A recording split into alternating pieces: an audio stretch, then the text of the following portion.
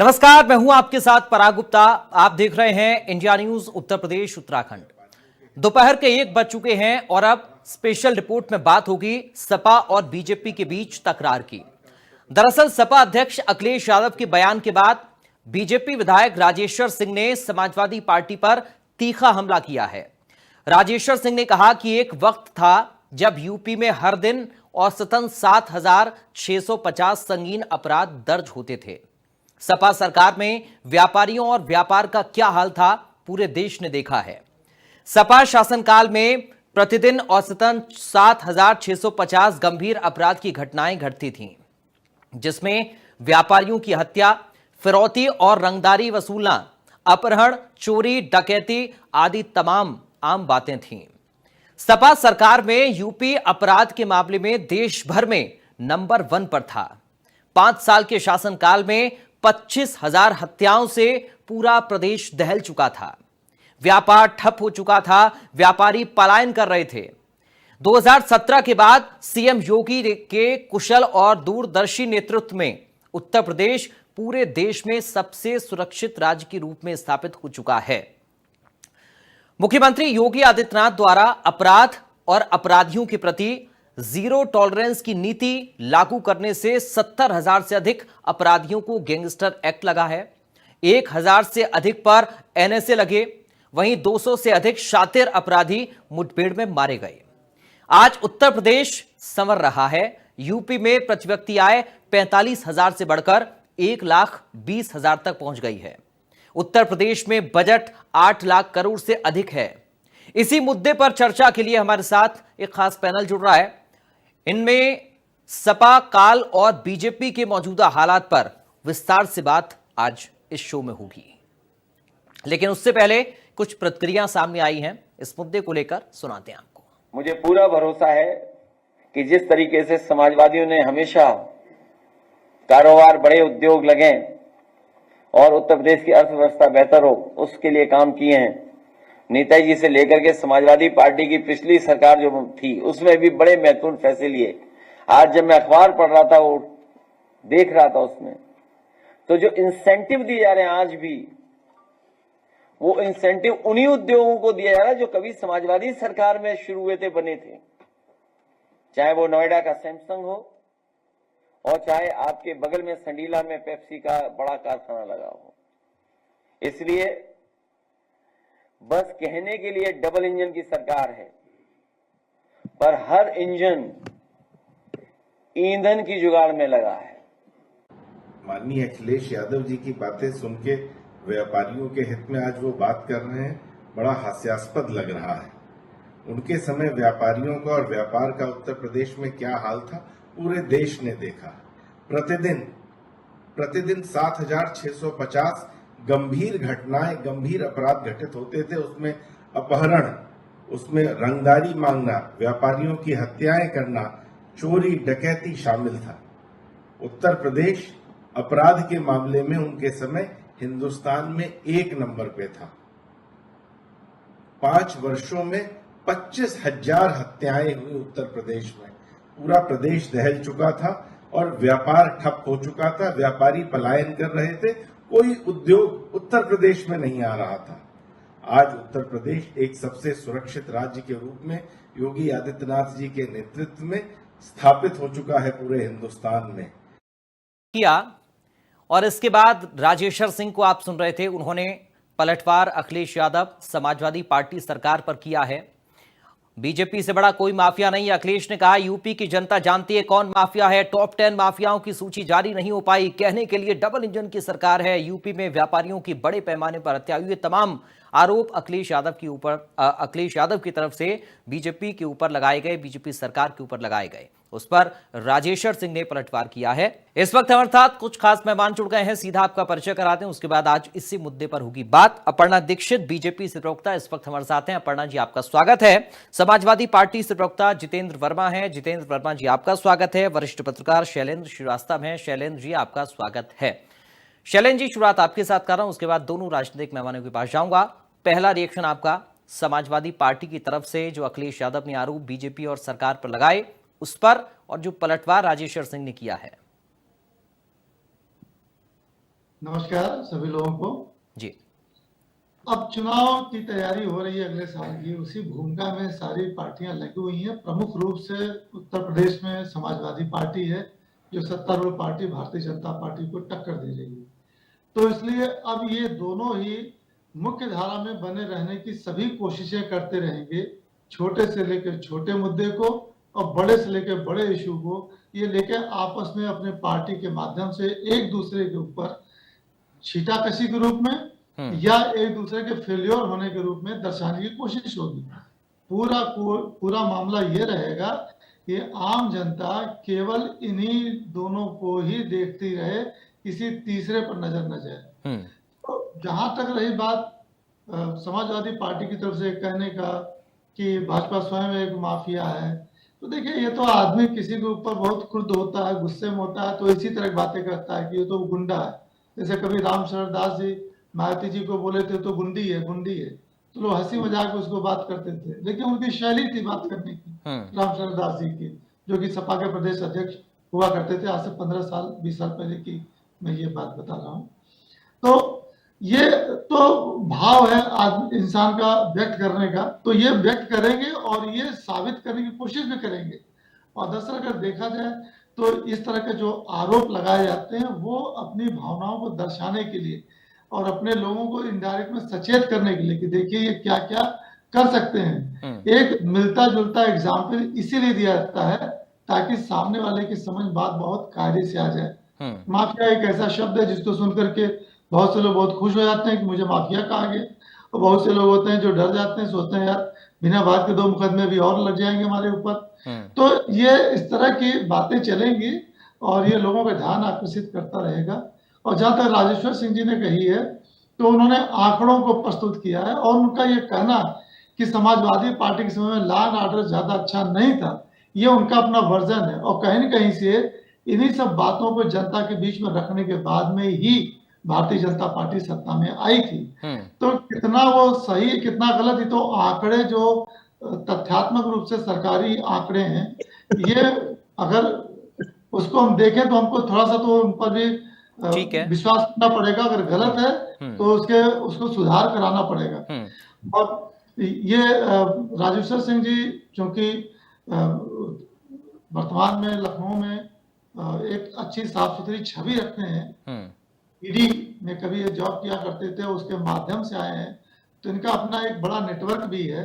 तो जाहिर सी बात अगर कोई बात वो बोलते हैं तो उसके पीछे उस नेटवर्क के द्वारा दी जाने वाली सूचनाएं या जानकारियां भी होंगी जी। तो ये तो ऐसा कह रहे हैं तो उसको साबित भी करें और ये समाजवादी पार्टी को यहाँ पर अपने आप को और सचेत और ज्यादा साफ सुथरा क्लीन करना। जो बीत गया सो बीत गया, आगे के लिए वो बिल्कुल ये बेहतर आपने बात कही। आगे आने वाले वक्त में जो चुनौतियां हैं उन पर आप कैसे बात कर रहे हैं जनता के बीच में जाकर और कैसे काम होगा, अपना विजन क्या पेश कर रहे हैं, ये भी जरूरी है। मैं आऊंगा जितेंद्र जी आपके पास, लेकिन उससे पहले अपर्णा जी, चूंकि आप लोग तो ये कह रहे हैं कि हमने माफियाओं को मार दिया, लेकिन जितेंद्र जी की पार्टी तो ये कह रही है आपने व्यापारियों को मरवाया। देखिए आजकल मैं देख पा रही हूँ कि अखिलेश यादव जी ज्ञानी हो चुके हैं पूरी तरीके से। उनको ज्ञान आ रहा है कि किस तरीके से यादववाद और मुस्लिमवाद करना है, ब्राह्मणवाद करना है, जातियों में बांटना है समाज को, सनातन को कैसे गालियां देनी है, हमारे आचार्यों का कैसे अपमान करना है। उनकी फीस बड़ी हो गई है धीरेन्द्र शास्त्री की। आज वो कह रहे थे कि आंकड़ों पर बात, तो मेरे हिसाब से आप देखिए माफियाओं पर ही बात कर लीजिए। माफिया पालने का काम किसने किया? अतीक अहमद को बड़ा और बहुत बड़ा माफिया बनाने का काम किसने किया? मुलायम सिंह जी का तो अपना एक नियम ही था कि बाहुबलियों को टिकट दो और अपने आप सत्ता में और पार्टी में आप अपनी सरकार बनाओ, सूबे में अपनी सरकार बनाओ। मुख्तार अंसारी से कोई अछूता नहीं है, उनके बेटे, उनका परिवार कहीं को अभी भी इसी तरीके से लगातार जेल में भी हैं और अन्य जगहों से उनके दाऊद वगैरह से संबंध तक थे। तो ऐसे माफियाओं को पालन और पोषण करने वाला काम किसने किया था? व्यापारी इस उत्तर प्रदेश में कहाँ सुरक्षित था? महिलाएं इस उत्तर प्रदेश में, आपको पता है कितनी बड़ी बड़ी घटनाएं, बुलंदशहर घटना याद है जिसमें माँ बेटी का शव रेप करने के बाद पेड़ पर लटका दिया गया, ऐसी अजम्य घटना है। गायत्री प्रजापति के बारे में आपको पता है? सुनने में तो ऐसा भी आता है कि बड़ा उनको जूते पड़े थे बंद कमरे में, लेकिन नहीं, वो फिर भी वो खनन माफिया बना दिए गए। दुर्गा शक्ति नागपाल, नारी का अपमान नहीं,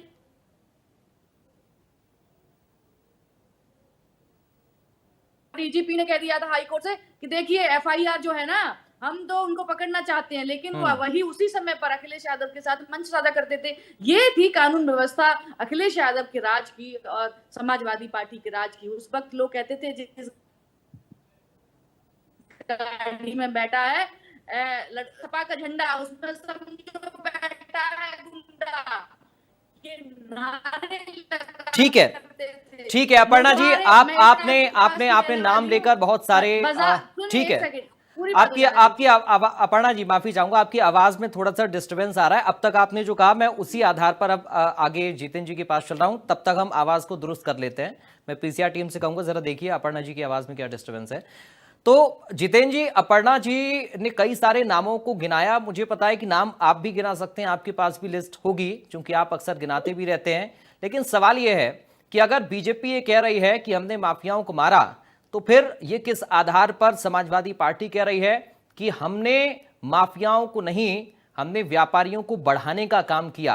क्योंकि बीजेपी का उलट इससे आरोप आप लोगों के ऊपर है कि आपने माफियाओं को बढ़ाया और व्यापारियों के लिए सुविधाओं को आपने डेवलप नहीं किया। जितेंद्र जी देखिए, भारतीय जनता पार्टी की सरकार का वन डिस्ट्रिक्ट वन प्रोडक्ट तो योजना सफल हो नहीं पाई, उसके लागू नहीं कर पाए, लेकिन वन डिस्ट्रिक्ट वन माफिया योजना जरूर भारतीय जनता पार्टी की सरकार में लागू हो गई। भारतीय जनता पार्टी के 8 साल के कार्यकाल में अपराध की चारों तरफ बाढ़ आ चुकी, चारों तरफ हर तरह से अपराध बढ़ा और पला, और यहां तक कि भाजपा की सरकार में भाजपा के सत्ता संरक्षित गुंडों के द्वारा सबसे ज्यादा क्राइम को कारित किया जा रहा है। आप समझिए, भारतीय जनता पार्टी के जो नेता झूठ बोल रहे हैं प्रेस कॉन्फ्रेंस करके, उनको एनसीआरबी का डाटा उठाकर देखना चाहिए। एनसीआरबी का डाटा कहता है उत्तर प्रदेश वर्तमान में अपराध के मामले में नंबर 1 है और 2017 की अपेक्षा 50% ज्यादा अपराध बढ़ा है, यानी 2 गुने से ज्यादा अपराध बढ़ा है। 2022 के बाद एनसीआरबी का डाटा आया ही नहीं। सुन लीजिए, एनसीआरबी का डाटा जो कह रहा है वो अपराध दुगना बढ़ गया है। दूसरी बात, महिला उत्पीड़न, महिलाओं की हत्या, महिलाओं का बलात्कार और महिलाओं के साथ छेड़खानी, महिलाओं के साथ चैन स्नैचिंग, कुल मिला के महिला अपराध में भी उत्तर प्रदेश क्राइम में नंबर 1। दलित उत्पीड़न में उत्तर प्रदेश नंबर 1 पर है। कैस्टोडियल डेथ में उत्तर प्रदेश नंबर 1 पर है। यहां तक कि सुपारी किलिंग में भी उत्तर प्रदेश नंबर 1 पर है। भारतीय जनता पार्टी किस चीज का गुणगान करना चाहती है? सुन लो बहन जी, हम बोलते नहीं बीच में। 65 से ज्यादा पुलिस वालों का मर्डर। अमर उजाला, हिंदुस्तान, दैनिक जागरण और जितने अखबार है, जब से भाजपा सरकार बनी है तब से अब तक का खरीद लीजिए, और जब सपा की सरकार थी 5 साल के खरीद लीजिए। मैं राजनीति छोड़ दूंगा। 2 गुना से ज्यादा अपराध इनकी सरकार में बढ़ा है। सारे अखबारों की न्यूज कलेक्ट कर ली जाए तो ये सच्चाई है भारतीय जनता पार्टी की सरकार की, जिसको ये स्वीकार करना नहीं चाहते। 65 से ज्यादा वकीलों का मर्डर, 65 से ज्यादा पत्रकारों का मर्डर, ठीक है, और 65 से ज्यादा पुलिस वालों का मर्डर। ठीक है जितेंद्र जी, मैं अब सेकंड राउंड की शुरुआत आप ही के साथ कर रहा हूं, फिर मैं अपर्णा जी और शैलेंद्र जी के पास जाऊंगा। जितेंद्र जी, सेकंड राउंड का सवाल मेरा यह है कि अब बीजेपी फिर यह भी पूछ रही है ना कि जितने माफियाओं का और जितने अपराधियों का अंत बीजेपी के शासन में हुआ है, उनका जन्म कब हुआ और कैसे वो पाले और पोसे गए, कैसे पोषित हुए? जितेंद्र जी, पाल पोष तो रही है बीजेपी। बीजेपी ये पूछ रही है सर कि बीजेपी शासन में जिन माफियाओं का अंत हुआ उनको पोषित किसने किया? जितेंद्र जी, किसको बेल करा दी? ठीक है, अपर्णा जी आऊंगा, थोड़ा सा रुकिए। जितेंद्र जी, मेरा सवाल वही है। हाँ, बीजेपी ये कह रही है कि सर जो हमने मारे अपराधी वो पोषित कैसे हुए और कब हुए?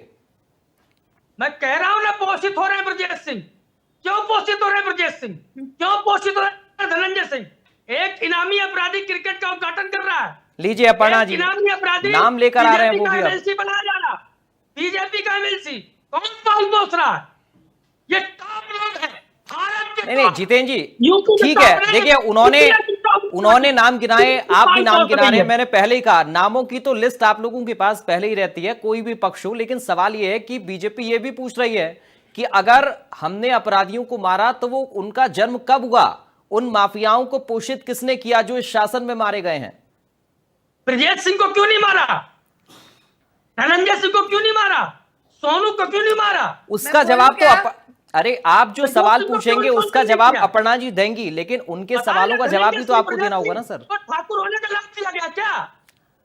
मुख्यमंत्री की जाति का होने का लाभ दिया गया क्या? आप ब्रजेश सिंह जाति को? बीच बीच में बार बार लेकर आ जाते हैं सर। क्यों नहीं? अपर्णा क्यों जी, नहीं? अपर्णा जी देखिए वही तो वो देखिए, कह रही थी, आप देखिए, उन्हीं की हमने बात को बढ़ा रहे हैं। देखिए आप उन्हीं की बात को बड़ा कर रहे हैं। अब अपर्णा जी वही कह रही थी, मुख्यमंत्री जाति कहेंगे, लेकर आते हैं, आप लेकर आ अरे गए। सुनिए ना अपर्णा भैया, जी आप ना बोलिए, हमें बोलना है, आपको पूछना है। तो आप बोल तो लिए मुख्यमंत्री जितेंद्र जी, अब कहेंगे, मुझे बोलने दीजिए ना, ठीक मेरा है। टाइम कहेंगे, हमें अपनी जाति पर गर्व है और ब्रजेश सिंह को छोड़ देंगे। ठीक है। मुख्यमंत्री कहेंगे हमें अपनी चलिए जाति पर अपर्णा गर्व जी, है और अपर्णा धनंजय जी सिंह को छोड़ देंगे। ये तो बड़ा आरोप देखिए, देखिए फिर जितेंद्र जी भी लगा रहे हैं और मोदी अखिलेश यादव मुख्यमंत्री। भी लगाते हैं। देखिए मैंने नाम लिया था गायत्री प्रजापति का। देखिए जब वहां मंच शेयर करते थे और अदालत को कह दिया था कि वो तो हमें मिल ही नहीं रहे, डीजीपी ने बोल दिया था ऐसा। आप मुझे वोट बताइए में कि समर्थन अदालत क्यों ने लेना कौन सा फिर ऐसा आपने आदेश उनका? दे दिया माननीय राज्यसभा ब्रजेश- चुनाव। नहीं आप बताइए ना, आप कह रहे हैं हमने जाति के आधार पर उनको राज्यसभा सजा चुनाव नहीं में मिली। गायत्री आपको प्रसाद आपको प्रजापति का उनके वोट मुकदमों क्यों की नहीं लिया? जानकारी है क्या? बताइए। आप बताओ, गायत्री प्रसाद प्रजापति का वोट क्यों लिया आपने राज्यसभा मैंने चुनाव? लिया क्योंकि खनन माफिया था, दुर्गा शक्ति नागपाल तक को उन्होंने उनकी पोस्ट अरे गौतम वोट बुद्ध क्यों नगर से दिया? हटवाने का काम किया। उन्होंने एक महिला आईएएस ने अगर उनके खिलाफ जाने का काम किया तो उसको हटाने का काम किया अखिलेश यादव जी ने। जीता जागता उदाहरण है उनके। आऊंगा कई जितेंद्र ऐसे जी। ऐसे टॉक शोज हैं जिन पर आप उनके बारे में सुन सकते हैं, उनकी आप बीती सुन सकते हैं। और आज वो इसी सरकार में उन्हें सम्मान देने का काम किया। आज वो लखीमपुर की डीएम है। ये है भारतीय जनता पार्टी।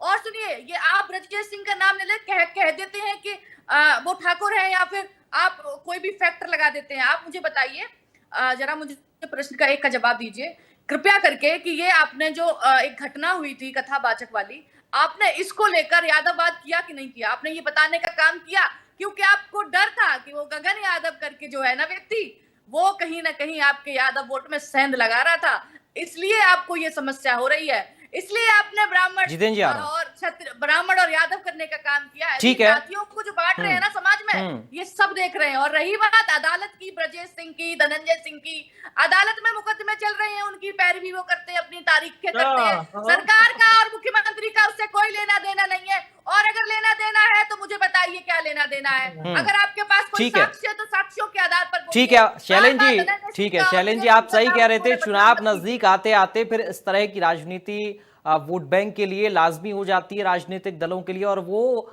वक्तव्यों में नजर भी आ रहा है। शैलेंद्र जी देखिए, दोनों अपने अपने तर्क रखेंगे और यही लोकतंत्र की खूबसूरती है कि जब एक पक्ष अपनी बात रखेगा तो अपने फेवर में, यानी कि वह उसके पॉजिटिव पक्ष पर ध्यान देगा, और दूसरा पक्ष जो है वो उसके नकारात्मक पहलू पर, जहां कमियां हो सकती हैं, गलतियां हो सकती हैं, जहां गलतियां हैं उस पर ध्यान देगा। ये दोनों ही जब मिल जाते हैं, ये दोनों अपने अपने काम को बहुत ही समझदारी और संवेदना के साथ करते हैं, तो उसका लाभ इन टोटो पूर्ण रूप से जनता को प्राप्त होता है। यह डेमोक्रेसी होती है। तो एक तो ये कि दोनों ही पक्ष जो भी बातें रख रहे हैं, इनका अपना वर्जन है, इनका धर्म है, और इनका कर्तव्य बनता है कि इसी तरीके से लॉजिकली बात रखें, लेकिन आपस में कोई विरोध, व्यक्तिगत वैमनस्य न रखें। और जितेंद्र जी भाषा की शालीनता तो बनी ही है। विचारधाराओं पर बात रही हो रही है, कोई किसी का जहाँ विरोध तक रही नहीं बात व्यक्तिगत कर रहा है। ये दोनों पार्टियों की कि किसने पल्लवित और पोषित किया, तो देखिए हर जगह मतलब ये अपराध होना एक सामान्य सी, जब तक मानव समाज रहेगा अपराध होता रहेगा।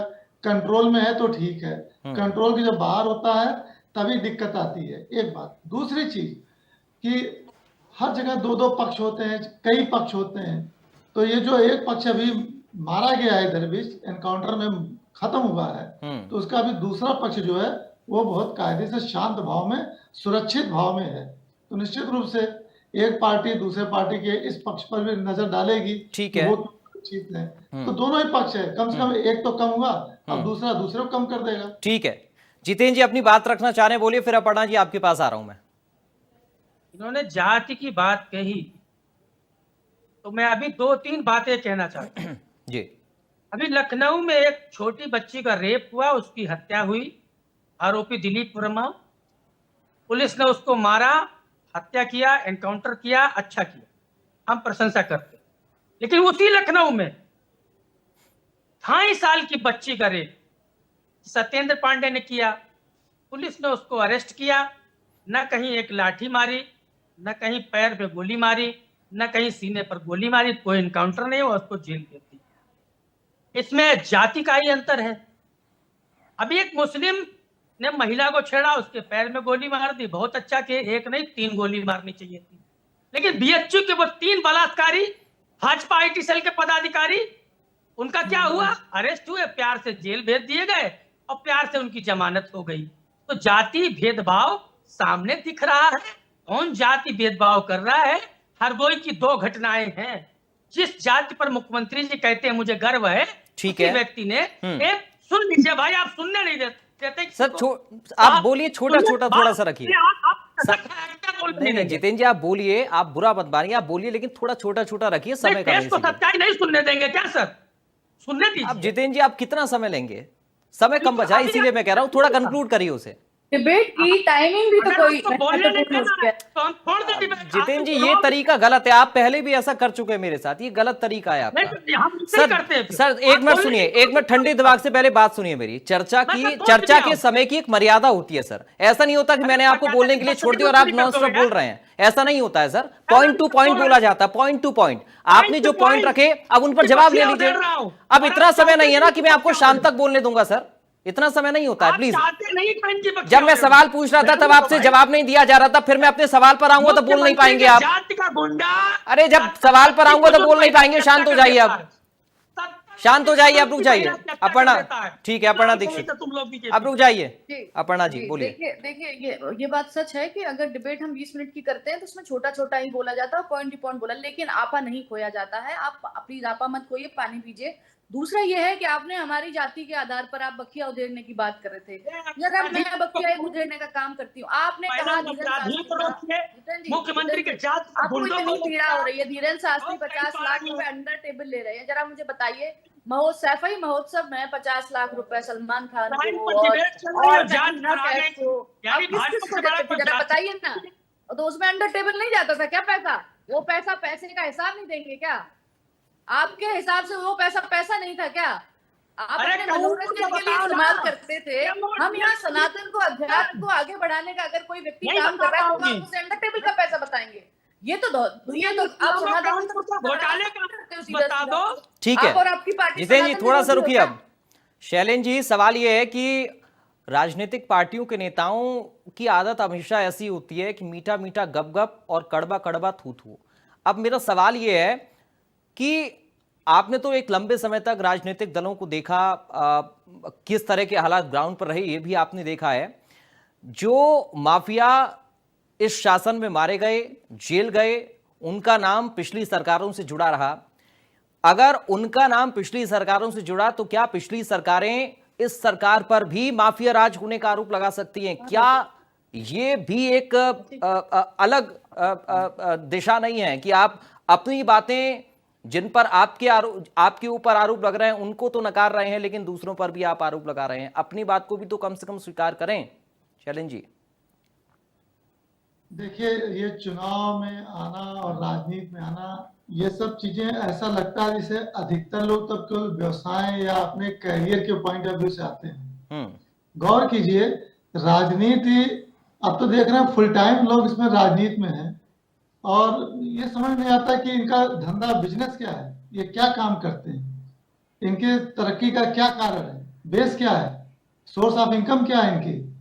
आप अधिकतर लोग देखिए तो फुल टाइम दिन रात एक स्वयं किए रहते हैं, उनके परिवार के सारे सदस्य, उनकी सारा सब कुछ किसी तरीके से चुनाव में टिकट ले लेना, चुनाव जीत जाना। उसके बाद क्या केवल एक विधायक के वेतन के भरोसे इनकी जिंदगी गुजरेगी? क्या उतने तक का इनकी संपत्ति है? नहीं, ये इसको बिजनेस बना लिया गया।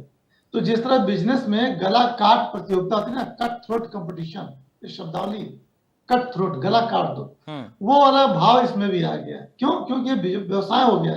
अब ये सेवा नहीं है, वो भी ठीक है, लोग कर रहे हैं सेवा के नाम पर मेवा खा रहे हैं। हाँ, ये सेवा के रूप में नहीं नहीं, देखिए है, ऐसे सेवा कहना के ठीक रूप नहीं होगा। नहीं नहीं, ठीक है, आप चलिए, कुछ लोगों को आगे करते हैं। ठीक है, शैलेंद्र जी, चलिए, कबूल में होती। ठीक है शैलेंद्र सर, जी, कुछ बोलना है। मैं अपर्णा जी आपके पास आ रहा हूं, फिर आप जवाब दीजिएगा। जितेंद्र जी अपनी बात रखना चाह रहे हैं, बोलिए जितेंद्र जी। लेकिन सवाल यह जितेंद्र जी की पूरी बीजेपी को आप माफिया घोषित कर दे रहे हैं, बताइए ये क्या बात हुई सर? अभी 2-3 घटनाएं हरदोई का केवल, और 2 पॉइंट में मुझे बात करनी है। अभी मक्कूपुरवा में मुख्यमंत्री जी के सजाती व्यक्ति ने 70 साल की महिला की हत्या कर, और बिलग्राम बल्लावा विधानसभा में एक गांव पड़ता है बरसपुर दलहन, वहां 1.5 महीने से लोग मेडिकल कॉलेज में एडमिट है सर। ये गुंडई नहीं, अत्याचार नहीं तो क्या है? और दोनों घटना हरदोई की। कल 6 साल की बच्ची का रेप करके हत्या कर दिया गया, और ये घटनाएं 8 साल से लगातार बढ़ी है, रेप और हत्या की। ठीक है, और यही नहीं, केवल अपराध में नहीं, सुन लीजिए, 10 सेकंड दीजिए, 10 सेकंड सुन लीजिए। और केवल अपराध में ही नहीं, करप्शन में भी नंबर 1 है। श्रम मंत्री है अनिल राजभर जी, वित्त विभाग ने 523 करोड़ का बजट दे दिया है, लेकिन मंत्री जी अनुमोदन नहीं दे रहे हैं। ठीक है, करोड़ों रुपया उनको चाहिए। सुन लो भैया, सुन लो। ठीक है, अब समय कम बचा मेरे पास, बहुत जल्दी से अपर्णा दीक्षित जी, बहुत जल्दी से रखिएगा। अब वो बीजेपी को माफिया बता रहे हैं, तो आपकी नजर में क्या है फिर समाजवादी पार्टी? सुन लो भैया, बात पूरी हो जाएगी। जितेंद्र जी, हो गई बात पूरी, इतना समय नहीं है सर। अपर्णा जी का फाइनल रिएक्शन, वित्त विभाग ने बजट 30 सेकंड ही बचा मेरे पास, प्लीज अपर्णा जी बोलिए। जितेंद्र जी को डाउन करिए, इनको सुनने भी दीजिए, बोलने मत दीजिए, बहुत ज्यादा बहुत बोल रहे हैं, थोड़ा सुनना भी सीखिए सर। दूसरों की बारी अब, अपर्णा जी। ये इनका वॉल्यूम प्लीज डाउन कर दीजिए। दूसरा, मैं इनका बता दूं, इनकी सरकार में रेप, बलात्कार, हत्याएं होती थी ना, जब हाँ रेप, बलात्कार, हत्याएं होती थी तो एफआईआर दर्ज नहीं होती थी। हमारी सरकार में अगर इस तरह की घटना होती है तो डायरेक्ट एनकाउंटर होता है, और समाज में मैसेज देने का काम करते हैं माननीय योगी आदित्यनाथ जी। और यूपी पुलिस, आपकी उत्तर प्रदेश पुलिस में आप मंचों से पुलिस का अपमान करते थे, थप्पड़ मारने का काम करते थे डीएमओ को। इस सरकार में इज्जत होती है डीएमएसपी की, पुलिस की इज्जत होती है। प्रदेश को सिखाया गया है कि पुलिस किस तरीके से काम कर सकती है। आपने पुलिस का कितना गलत इस्तेमाल किया, किसी से छिपा नहीं था। आज उत्तर प्रदेश की पुलिस रेप, आपराधिक घटनाओं से रिलेटेड जितनी भी घटनाएं हो रही हैं आपराधिक, उनको डायरेक्ट सामाजिक मैसेज देने का काम करती है। ठीक है, चलिए उम्मीद हम करेंगे कि राजनेता सिर्फ बयानबाजी ना कर ग्राउंड पर जनता की समस्याओं को समझें और उन पर भी काम करें, ना कि राजनीति के लिए, वोट बैंक के लिए जाति और पार्टी को ही सिर्फ आधार मानकर चलें। बहुत शुक्रिया जितेंद्र जी आपका, अपर्णा जी आपका, शैलेंद्र जी आपका, बहुत शुक्रिया सर अपने एनालिसिस के लिए। तो आपने देखा चुनाव नजदीक है, आने वाला है, और तकरार जाति पर हो रही है। आर पार के मूड में दोनों पार्टियां इस वक्त हैं। पहले और दूसरे नंबर पर जो पार्टी उत्तर प्रदेश में बीजेपी और समाजवादी पार्टी, इस तरह की बयानबाजी कितनी और कहां तक जाएगी चुनाव के नजदीक आते आते, ये भी देखना बेहद दिलचस्प होगा, अहम होगा। फिलहाल इस खास पेशकश से मुझे दीजिए इजाजत, बाकी खबरों के लिए आप बने रहिए।